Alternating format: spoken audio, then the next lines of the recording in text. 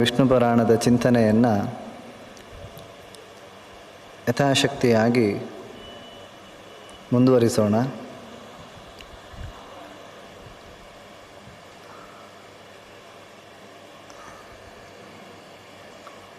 ಆ ಮಹಾಲಕ್ಷ್ಮೀ ದೇವಿಯ ಅವತಾರಗಳನ್ನೆಲ್ಲ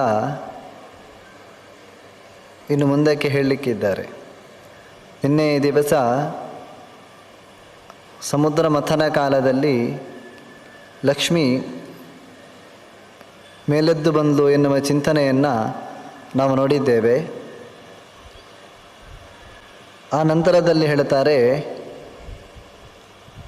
ಭಗವಂತ ಯಾವ ಯಾವ ರೂಪವನ್ನು ತೊಟ್ಟು ಅವತಾರ ಮಾಡ್ತಾನೋ ಆ ಎಲ್ಲ ಅವತಾರಗಳಲ್ಲಿಯೂ ಕೂಡ ಲಕ್ಷ್ಮೀದೇವಿ ಭಗವಂತನ ಮಡದಿಯಾಗಿ ಅವತಾರ ಮಾಡ್ತಾಳೆ ಅಂತ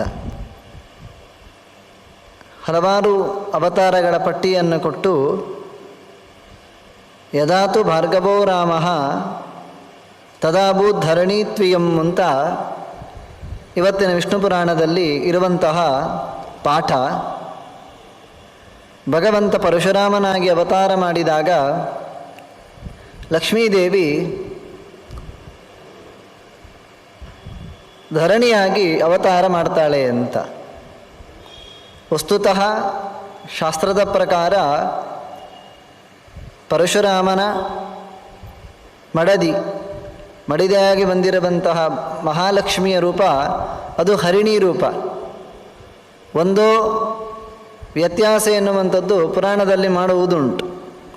ಒಂದು ಇಲ್ಲಿ ವ್ಯತ್ಯಾಸವನ್ನಾಗಿ ಹೇಳಿದ್ದಾರೆ ಅಂತ ಇಟ್ಕೊಳ್ಬೇಕು, ಅಥವಾ ಲಿಪಿಕೃತ್ ಪ್ರಮಾದ ಅಂತ ಅದನ್ನು ನಂತರದಲ್ಲಿ ಬರೆದುಕೊಳ್ಳುವವರು ಆ ರೀತಿಯಾಗಿ ಬರೆದುಕೊಂಡಿದ್ದಾರೆ ಅಂತ ನಾವಿಟ್ಟುಕೊಳ್ಬೇಕಾಗ್ತದೆ.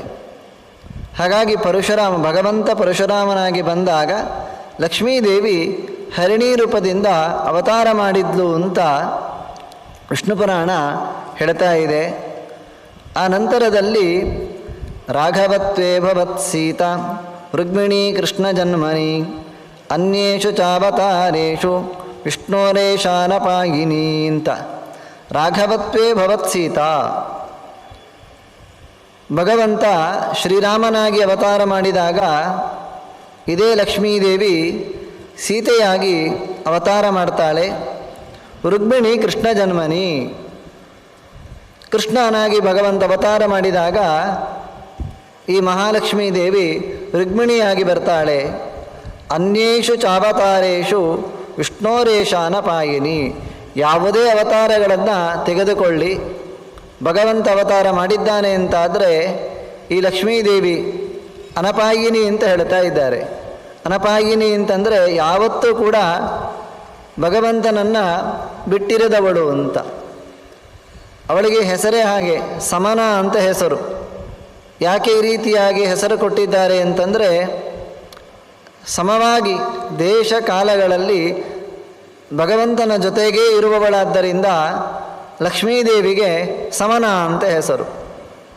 ಎಲ್ಲೆಲ್ಲಿ ಯಾವ ಯಾವ ದೇಶದಲ್ಲಿ ನಾರಾಯಣ ಇರ್ತಾನೋ, ಯಾವ ಯಾವ ಕಾಲದಲ್ಲಿ ನಾರಾಯಣ ಇರ್ತಾನೋ ಆ ಎಲ್ಲ ದೇಶಗಳಲ್ಲಿ ಆ ಎಲ್ಲ ಕಾಲಗಳಲ್ಲಿ ಲಕ್ಷ್ಮೀದೇವಿ ಜೊತೆಯಾಗಿಯೇ ಇರುವುದರಿಂದ ಆಕೆಗೆ ಅನಪಾಯಿನಿ ಅಂತ.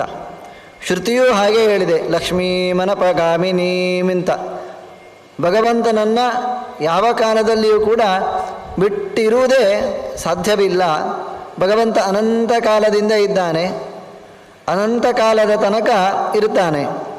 ಅದೇ ರೀತಿಯಾಗಿ ಲಕ್ಷ್ಮೀದೇವಿಯು ಕೂಡ ಅನಂತ ಕಾಲದಿಂದ ಅನಂತ ಕಾಲದ ತನಕ ಇರ್ತಾಳೆ ಅಂತ ಪುರಾಣಕಾರರ ಆಶಯ. ಅಂದರೆ ಶಾಸ್ತ್ರ ಸ್ಪಷ್ಟವಾಗಿ ತಿಳಿಸ್ತಾ ಇದೆ. ಹೀಗೆ ಇಂತಹ ಈ ಲಕ್ಷ್ಮಿಯ ಚರಿತ್ರೆಯನ್ನು ಯಾರು ದಿನನಿತ್ಯ ಕೇಳುತ್ತಾರೆ ಅವರಿಂದ ಸಂಪತ್ತೆನ್ನುವಂಥದ್ದು ಯಾವ ಕಾಲಕ್ಕೂ ಕೂಡ ಬಿಟ್ಟು ದೂರಕ್ಕೆ ಹೋಗುವುದಿಲ್ಲ ಅಂತ ಹೇಳ್ತಾ, ಆನಂತರದಲ್ಲಿ ಧ್ರುವನ ಚರಿತ್ರೆಯನ್ನು ಪುರಾಣ ಹೇಳ್ತಾ ಇದೆ. ತುಂಬ ಕಥೆಗಳೆಲ್ಲ ಇದೆ, ಕೆಲವೊಂದನ್ನು ಮಾತ್ರ ನಾನು ಆಯ್ಕೆ ಮಾಡಿಕೊಂಡಿದ್ದೇನೆ. ಧ್ರುವನ ಚರಿತ್ರೆಯನ್ನು ವಿಸ್ತಾರವಾಗಿ ವಿಷ್ಣು ಪುರಾಣ ಹೇಳುತ್ತದೆ.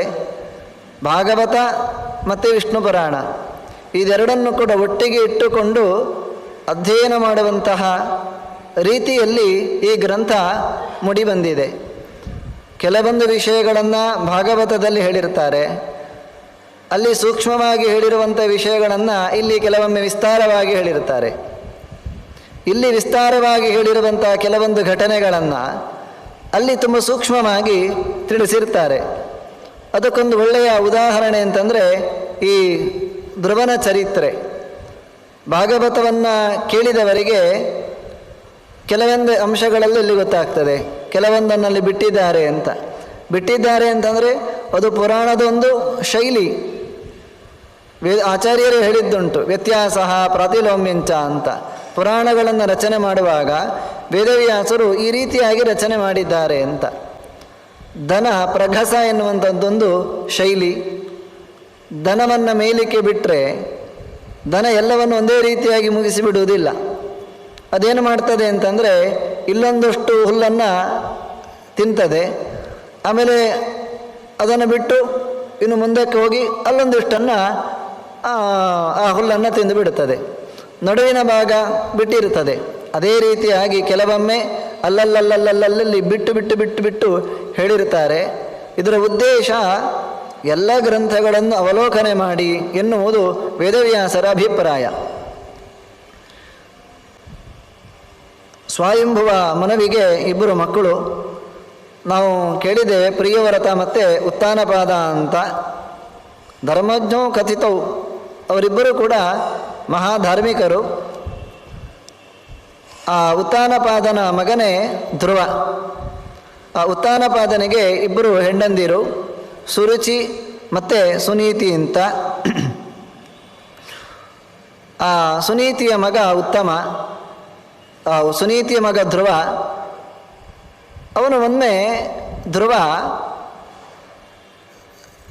ತಂದೆ ಸಿಂಹಾಸನದಲ್ಲಿ ಕುಳಿತಿರುವಂತಹ ಸಂದರ್ಭದಲ್ಲಿ ನೇರ ಹೋಗಿ ಅವನ ತೊಡೆಯಲ್ಲಿ ಕುಳಿತುಕೊಳ್ತಾನೆ. ಕುಳಿತುಕೊಂಡಾಗ ಆ ರಾಜ ಆ ಧ್ರುವನನ್ನು ಕೆಳಕ್ಕೆ ದುಡಿಬಿಡ್ತಾನೆ. ಅವನಿಗೆ ಒಳಗಿನಿಂದ ಇಷ್ಟ ಇರುವುದಿಲ್ಲ, ಆದರೂ ಕೂಡ ತನ್ನ ಹೆಂಡತಿಯಾದಂತಹ ಸುರುಚಿಯ ಮನಸ್ಸನ್ನು ಪ್ರೀತಿಸುವ ಉದ್ದೇಶದಿಂದ ಆ ಮಗುವನ್ನು ಕೆಳಕ್ಕೆ ದೂಡಿಬಿಡ್ತಾನೆ. ಇದರಿಂದ ಮೊದಲೇ ಕ್ಷತ್ರಿಯ ಧ್ರುವ, ಮೊದಲೇ ಕ್ಷತ್ರಿಯ. ಒಳಗಿನಿಂದ ಸಿಟ್ಟು ತುಂಬ ಬರ್ತದೆ, ತುಂಬ ಬೇಸರವೂ ಕೂಡ ಆಗ್ತದೆ. ಅವನು ನೇರ ತಾಯಿಯ ಬಳಿಗೆ ಬರ್ತಾನೆ. ಬಂದು ಉಸಿರನ್ನು ಬಿಡ್ತಾ ಇದ್ದಾನಂತೆ ತುಂಬ ವೇಗವಾಗಿ. ಅಷ್ಟು ಸಿಟ್ಟಿನಿಂದ ಅವನು ಕೂಡಿದ್ದಾನೆ. ಆಗ ಸುನೀತಿ ಕೆಲವೊಂದು ಉಪದೇಶಗಳನ್ನು ಮಾಡ್ತಾಳೆ. ಹೌದು, ನೀನು ಹೇಳುವುದು ಸತ್ಯ. ಆ ನನ್ನ ಸವತಿ, ನಿನ್ನ ಚಿಕ್ಕಮ್ಮ, ಅವಳು ಆ ಸಭೆಯಲ್ಲಿ ಈ ರೀತಿಯಾಗಿ ಹೇಳಿದ್ಲು, ನೀನು ನಿನ್ನ ತಂದೆಯ ತೊಡೆಯಲ್ಲಿ ಕುಳಿತುಕೊಳ್ಳಬೇಕು ಅಂತಾದರೆ ನನ್ನ ಹೊಟ್ಟೆಯಲ್ಲಿ ಹುಟ್ಟಬೇಕು, ಇಲ್ಲದಿದ್ದರೆ ನನ್ನ ಹೊಟ್ಟೆಯಲ್ಲಿ ಹುಟ್ಟಿದಾಗ ಮಾತ್ರ ಅವನ ತೊಡೆಯಲ್ಲಿ ಕುಳಿತುಕೊಳ್ಳಲಿಕ್ಕೆ ಯೋಗ್ಯತೆ ಎನ್ನುವಂಥದ್ದು ಬರುವುದು. ಹಾಗಾಗಿ ನೀನು ಕುಳಿತುಕೊಳ್ಳಲಿಕ್ಕೆ ಯೋಗ್ಯನಲ್ಲ ಅಂತ ಇದನ್ನು ಕೇಳಿಕೊಂಡು ಬಂದಿದ್ದಾನೆ. ಆಗ ಸುನೀತಿ, ಅದೆಲ್ಲ ಹೌದು, ನಾವು ಯಸ್ಯ ಪುಣ್ಯಾನಿ ತಸ್ಯೈತೆ ಮತ್ವೈತಚ್ಛಾಮ್ಯ ಪುತ್ರಕ ಅಂತ. ಅದು ಸತ್ಯ. ಅವನ ತೊಡೆಯಲ್ಲಿ ಕುಳಿತುಕೊಳ್ಬೇಕಾದ್ರೂ ಪುಣ್ಯ ಮಾಡಿರಬೇಕು. ಅದೇ ರೀತಿಯಾಗಿ ಅವಳ ಹೊಟ್ಟೆಯಲ್ಲಿ ಹುಟ್ಟಿ ಬರಬೇಕಾದರೂ ಕೂಡ ಪುಣ್ಯ ಮಾಡಿರಬೇಕು. ನಾನು ಹೆಚ್ಚು ಪುಣ್ಯ ಮಾಡಿದವಳಲ್ಲ. ನಾನು ತುಂಬ ಕಡಿಮೆ ಪುಣ್ಯ ಮಾಡಿದ್ದೇನೆ. ಪ್ರಾಯ ನಿನ್ನ ಪುಣ್ಯವೂ ಕೂಡ ತುಂಬ ಕಡಿಮೆ ಅಂತ ಕಾಣ್ತಾ ಇದೆ. ನೀನೇನು ಮಾಡಬೇಕು ಅಂತಂದರೆ ಇದಕ್ಕೆ ನಾವು ಏನು ಮಾಡುವ ಹಾಗೆ ಇಲ್ಲ. ತುಂಬ ಪುಣ್ಯವನ್ನು ತತ್ಪುಣ್ಯೋಪಚಿಗೆ ಯತ್ತಂ ಕುರು ಸರ್ವ ಫಲಪ್ರದೇ ಯತಿದೇ ದುಃಖ ಮತ್ಯರ್ಥಂ ಸುರುಚ್ಯ ವಚಸಾ ಭವತ್.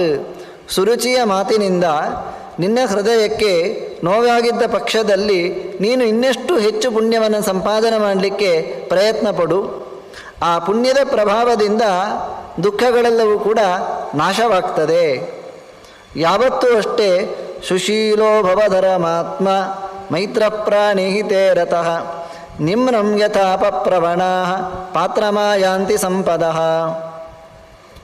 ಸುನೀತಿ ಮಗನಿಗೆ ಹೇಳ್ತಾ ಇದ್ದಾಳೆ, ಯಾವತ್ತೂ ಅಷ್ಟೇ ನಮಗೆ ಬೆಲೆ ಎನ್ನುವಂಥದ್ದು ಯಾವಾಗ ಬರ್ತದೆ? ಸುಶೀಲೋಭವ, ಒಳ್ಳೆಯ ಚಾರಿತ್ರ್ಯ ಇದ್ದಾಗ ನಾವು ಗೌರವ ಬೇಕು ಅಂತ ಇನ್ನೊಬ್ಬನ ಬಳಿ ಕೇಳಬೇಕು ಅಂತ ಇಲ್ಲ ಅಂತೆ. ಆ ಗೌರವ ಎನ್ನುವಂಥದ್ದು ನಮ್ಮನ್ನು ಹುಡುಕಿಕೊಂಡು ಬರ್ತದೆ. ಆದ್ದರಿಂದ ನೀನೇನು ಮಾಡಬೇಕು? ಒಳ್ಳೆಯ ಚಾರಿತ್ರ್ಯ ಸಂಪನ್ನನಾಗು. ಯಾವ ಕಾಲಕ್ಕೂ ಕೂಡ ಚಿಕ್ಕಮ್ಮನ ಮೇಲೆ ಸಿಟ್ಟಾಗಬೇಡ. ಧರ್ಮಾತ್ಮ, ನೀನು ಧರ್ಮಾತ್ಮನಾಗು. ಧರ್ಮದ ಆಚರಣೆಯಲ್ಲಿ ತೊಡಗಿಕೋ. ಇಲ್ಲಿ ನೇರ ತಪಸ್ಸಿಗೆ ಹೋಗು ಅಂತ ಸುನೀತಿ ಹೇಳ್ತಾ ಇಲ್ಲ. ಭಾಗವತದಲ್ಲಿ ಆ ಮಾತು ಇದೆ. ಈ ಮಾತುಗಳಲ್ಲಿ ಅದನ್ನು ಅರ್ಥೈಸಿಕೊಳ್ಬೇಕು. ಧರ್ಮಾತ್ಮನಾಗುವುದು ಅಂತಂದರೆ ಧರ್ಮೋ ಭಗವಾನ್, ಧಾರಕತ್ವಾತ್ ಧರ್ಮೋ ಭಗವಾನ್. ಇಡೀ ಜಗತ್ತನ್ನು ಧಾರಣೆ ಮಾಡಿಕೊಂಡಿರುವುದರಿಂದ ಭಗವಂತನೇ ಧರ್ಮ. ನೀನು ಅವನನ್ನು ಆರಾಧನೆ ಮಾಡುವಂತ ಸೂಚ್ಯವಾಗಿ ಹೇಳ್ತಾ ಇದ್ದದನ್ನು ಈ ಪುರಾಣ ತಿಳಿಸಿಕೊಡ್ತಾ ಇದೆ. ಪ್ರಾಣಿಹಿತೇ ರತಃ, ಯಾವ ಪ್ರಾಣಿಗಳಿಗೂ ಕೂಡ ಹಿಂಸೆಯನ್ನು ಮಾಡಬೇಡ. ನಿನಗೆ ಸಿಟ್ಟು ಬಂದಿದೆ ಅಂಥೇಳಿ ಆ ತಾಯಿಯ ಮೇಲೆ ಸಿಟ್ಟುಗೊಂಡ್ರೆ ಯಾವುದೇ ರೀತಿಯ ಉಪಯೋಗವೂ ಕೂಡ ಇಲ್ಲ. ಈ ರೀತಿಯಾಗಿ ನಮ್ಮ ಜೀವನ ಇದ್ದಾಗ, ನಮ್ಮ ಕ್ಯಾರೆಕ್ಟರ್, ನಮ್ಮ ಚಾರಿತ್ರ್ಯ ಶುದ್ಧ ಇದ್ದಾಗ, ನಾವು ಧಾರ್ಮಿಕರಾಗಿದ್ದಾಗ, ಎಲ್ಲ ಪ್ರಾಣಿಗಳನ್ನು ಪ್ರೀತಿಸಿದಾಗ, ಎಲ್ಲ ಪ್ರಾಣಿಗಳಲ್ಲಿಯೂ ಕೂಡ ಭಗವಂತನ ಸನ್ನಿಧಾನ ಇದೆ. ಈ ಎಚ್ಚರದಿಂದ ನಾವು ಜೀವನವನ್ನು ಮಾಡಿದಾಗ ಸುನೀತಿ ಹೇಳುವ ಮಾತು ನಿಮ್ನಂ ಯಥಾಪಹ ಪ್ರವಣಾ ಪಾತ್ರಮಾಯಾಂತಿ ಸಂಪದಃ. ಮೇಲಿನ ನೀರು ಕೆಳಗೆ ಯಾವ ರೀತಿಯಾಗಿ ಹರಿದುಕೊಂಡು ಬರುತ್ತದೋ ಅದೇ ರೀತಿಯಾಗಿ ಗೌರವ ಎನ್ನುವಂಥದ್ದು ನಮ್ಮಡೆಗೆ ಹರಿದುಕೊಂಡು ಬರ್ತದೆ.